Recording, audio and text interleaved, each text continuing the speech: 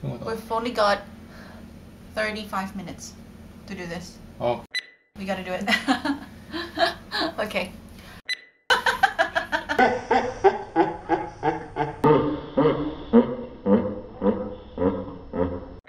Hai semuanya, balik lagi sama gua Eta Beta di Mukbang. Seneng lagi, balik lagi sama kalian. Dan hari ini kita bakal mukbang capcay. Sorry, gue bukan orang Korea, jadi gue nggak tahu cara ngomongnya gimana. Tapi ini mie Korea dari potato starch, I think. Gue nggak tahu. Pokoknya kalau kalian ke tempat makan Korea, biasanya selalu ada makanan ini. Sama ada kayak daging sapinya juga di sini, sedikit steak, sama ada mushroomnya juga, sama ada seperti biasa kimchi karena gue doyan kimchi. Dan karena orang Indonesia pasti kita mau ditambahin sambal, tapi gue nggak tahu mana yang lebih cocok sambalnya, mendingan yang kayak sriracha gini atau dua belibis. Jadi kita bakal masukin dua-duanya. Dan seperti biasa, sambil mukbang kita hari ini bakal kisah kriminal nyata. Dan kisah kriminal nyata hari ini tentang pembajakan pesawat terbesar di Australia. Ekspektasi. Wow. Realita. Oh. Kantas, Bo. Oke. Kantas. Tapi sebelum kita cerita, kita makan dulu, kita cobain dulu karena gue sudah lapar.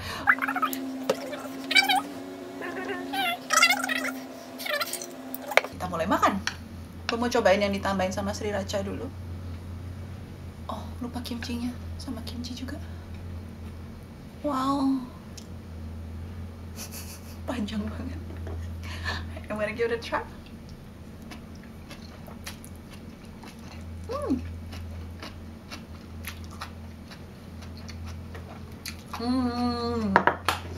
Wow. Hot. Kimchinya pedas. Nambah ini juga pedas. Kuping gue sakit. Hot. Kalian suka sakit nggak sih kupingnya kalau misalnya kepedesan gitu? Kayak kerasa di kupingnya. Semoga yang dua belibis mendingan. Tapi enak sih. Kak Messi.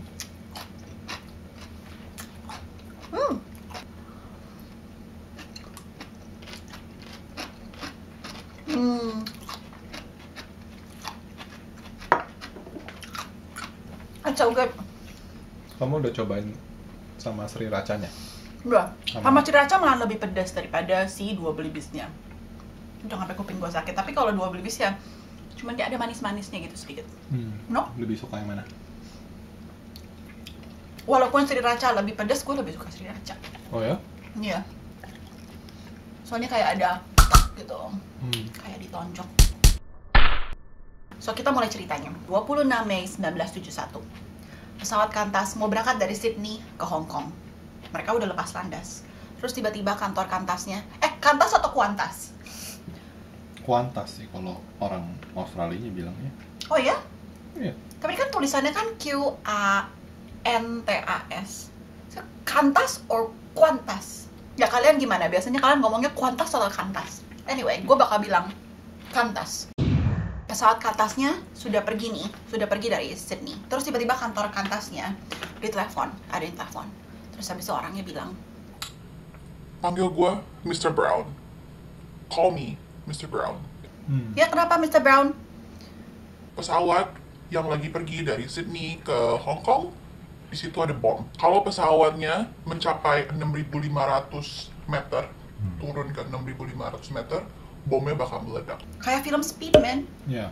Kayak film Speed tapi in the air. Bagi kalian yang masih pada terlalu muda untuk nggak tahu Speed itu apa, coba kalian Google. Ya itu ceritanya mirip-mirip seperti ini tapi di bus. Yang main Keanu Reeves. Kalian nggak tahu Keanu Reeves siapa? Nonton John Wick nggak? Itu dia pemeran utamanya. Terus habis itu petugas Qantasnya bilang, jangan bercanda loh, cuman prank doang kali, lu cuman hoax doang gitu. Mana mungkin lu ada bom beneran. Soalnya kan biasa kan memang kadang-kadang kalau kayak ada teenager gitu kadang-kadang suka iseng, cuman telepon terus bilang ada ini ada itu bla bla bla. Iya. Lu bohongan kali. Mr. Brown-nya ini bilang. Coba kalian cek di international airport kalian yang di Sydney, locker nomor 84. Gua taruh bom yang sama persis dengan apa yang gue taruh di atas si pesawat ini. Ya udah, akhirnya mereka ngecek kan, cek. Mereka buka lokernya, ada tas di dalam situ. Di dalam tasnya mereka buka, ada bom, men. Oke. Ada bom, tapi kan mereka juga masih mungkin bomnya nggak kerja kali, bohongan kali. Ya udah, terus habis itu akhirnya bomnya di diffuse supaya nggak nyala. Terus habis itu alatnya diganti dengan light bulb, dengan lampu. Jadi prosesnya kalau misalnya bener-bener nyala, lampunya nyala, berarti bomnya meledak gitu, supaya aman. Jadi mereka mau tes. Jadi mereka dari bom yang sudah dimodifikasi ini dengan lampunya dimasukin ke pesawat yang lain. Pesawatnya take off, ada catatan sama bom yang ini, kalau pesawatnya turun ke 6.000 meter, bomnya bakal meledak. Jadi ya udah diambil sama si pesawat ini. Mereka mencoba mendarat dan benar aja pas lagi 6.000 meter tiba-tiba lampunya ini menyala. Berarti kalau itu memang bom beneran pasti meledak. Para petugas Qantas ini bilang, oh iya ini beneran, ini dia nggak bohongan, bukan hoax, bukan prank, beneran, ini kita harus benar-benar serius. Si Mr. Brownnya bilang, kalau kalian kasih gua 500.000 Australian dollar, gua bakal kasih tahu ini bomnya lokasinya di mana, di pesawat yang lagi di udara ini. Kalau nggak semua pasti bakal mati itu orang-orang. 500.000 pada tahun 1971 itu kalau dihitung duit sekarang udah 3M, men. 3M dollar, Australian dollar. Ada 116 penumpang di pesawat itu dan mereka sengaja nggak dikasih tahu sama si petugas-petugas Qantasnya. Kalau nggak pasti mereka pada takut dong, pada panik dong. Jadinya nggak dikasih tahu. Terus habis itu cuma dibilangin, oh ada kesalahan teknis, kita harus balik lagi ke Sydney. Jadi mereka cuma muter sambil nungguin, soalnya kan mereka nggak boleh kan turun lebih rendah. Kalau turun lebih rendah ada bomnya, nanti mereka bisa meledak semua. Jadi mereka muter sambil pramugarinya semua pada lagi coba nyari. Terus habis itu penumpangnya dibilangin, oh enggak, kita cuma nyari barang hilang, nggak apa-apa gitu. Tapi kayak nyari gitu semua, kan pada bingung dong penumpangnya. This is very very weird. Kenapa pramugarinya pada nyari barang gitu? Terus akhirnya mereka baru nyadar, oh ini kayaknya kemungkinan ada bom di dalam pesawat ini. Tapi udah mereka nggak bisa ngapa-ngapain. Dan yang si pilotnya bingung adalah mereka bensinnya udah mau habis, men. Soalnya kan dia cuma bisa muter doang sampai tesnya itu selesai, sampai orang-orangnya pada bisa ngumpulin 500.000 dolar cash. Akhirnya duitnya udah dikumpulin, ditelepon 5.30 sore. 5.30 sore ditelepon, oke, kita udah ada duitnya. 5.45 si Mr. Brownnya ini bilang, oke, ini yang bakal terjadi, bakal ada van, Volkswagen van gitu, warna kuning, datang ke depannya airport. Supirnya bakal kring pakai kunci vannya, kring supaya nandain bahwa itu dia. Gua mau salah satu dari kalian bawa duitnya ini di dalam tas, masukin lewat kaca tempat penumpang gitu. Nah, itulah yang terjadi. Jadinya ada yang datang, ada orang, mereka lihat supirnya ini pakai apa sih namanya, beard, jenggot, pakai jenggot palsu. Terus habis itu kita dimasukin ke dalam mobilnya. Mobilnya nggak jauh dari airportnya ini, tiba-tiba sudah di abandon. Jadi udah nggak ada lagi si supirnya. Jadi supirnya lari keluar dari mobil, bawa tasnya, terus habis itu duitnya hilang. Udah 6.20 mereka baru dapat telepon lagi dari si orangnya ini. Dan di atas si pesawatnya itu udah, kita tinggal punya 15 menit bensin untuk muter-muter. Kalau bensinnya habis ya udah kita bakal crash ke bawah. Jadi entah kita turun ke bawah terus habis itu meledak gara-gara bomnya, atau kita tetap di atas tapi kehabisan bensin dan bakalan jatuh juga meledak. Tapi akhirnya 6.20 si Mr. Brownnya ini telepon lagi. Terus habis itu dia bilang, nggak apa-apa, turun aja, gue cuma bercanda doang. It was just a hoax. Nggak ada bom di dalam pesawatnya ini. Ya udah, akhirnya si pilotnya berdoa supaya itu beneran. Mereka turun ke bawah dan it's fine, nggak ada bom di dalam pesawat itu. Wow.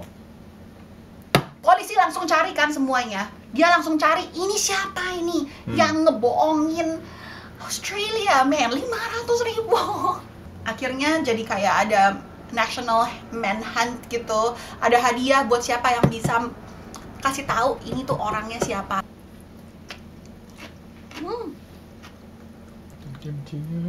Nggak ada yang bisa ketemuin si pencuri ini, sama sekali nggak ada. Dan mereka sebenarnya bisa kabur kalau mereka nggak bego. Jadi ada laporan dari orang di tempat isi bensin gitu, dia telepon ke polisi, terus dia bilang, ini kok ada regular customer ya, yang tiba-tiba datang bawa Jaguar. Biasanya dia nggak punya duit, bahkan dia nggak bisa nyetir biasanya dulu. Tiba-tiba bawa Jaguar.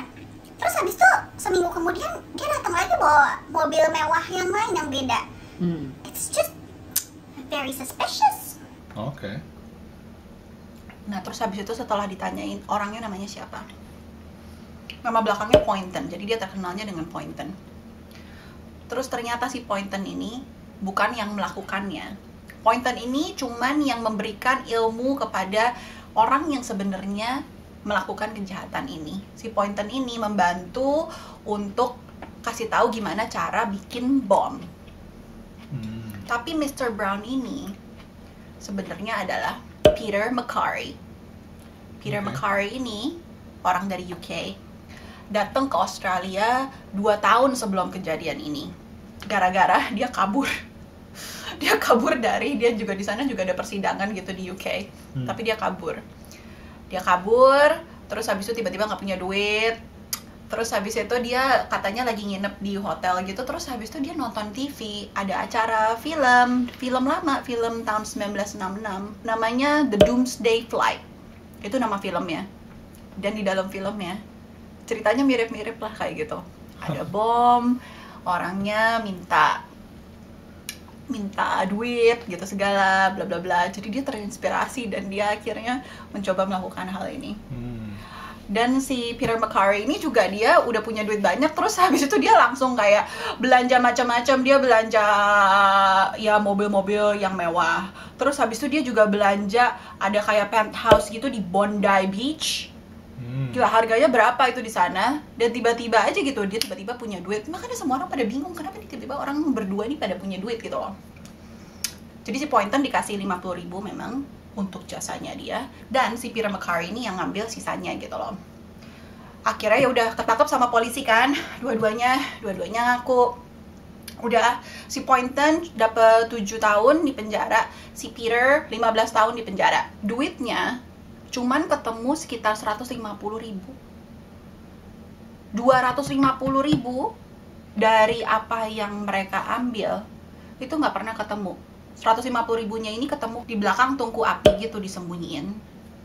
Terus ditanyain kan ini 250.000-nya di mana gitu loh, sisanya kan dibelanjain.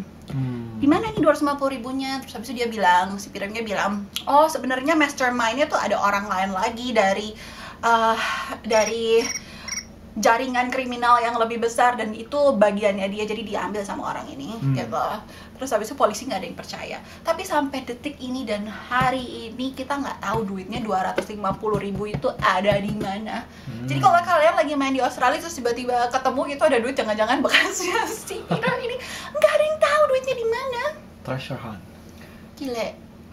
Dan ironisnya dia dideportasi ke UK setelah 9 tahun di penjara di Australia, dan dia naiknya pesawat Qantas. Ya udah ceritanya hari ini, semoga kalian enjoy cerita-cerita seperti ini. Please subscribe, comment, dan like kalau kalian memang suka. Bener-bener itu bikin kita semangat buat bikin video lagi. Dan hari ini kita mau shout out buat Apu, Ayah. Thank you so much. Kita seneng banget denger komen-komen kamu di setiap video kita. Bener-bener bikin seneng kalau ternyata memang ada yang nonton video kita. Dan jangan lupa share juga ke teman-teman kalian yang suka dengar cerita kisah kriminal seperti hari ini. Sampai jumpa lagi di video selanjutnya. Bye bye.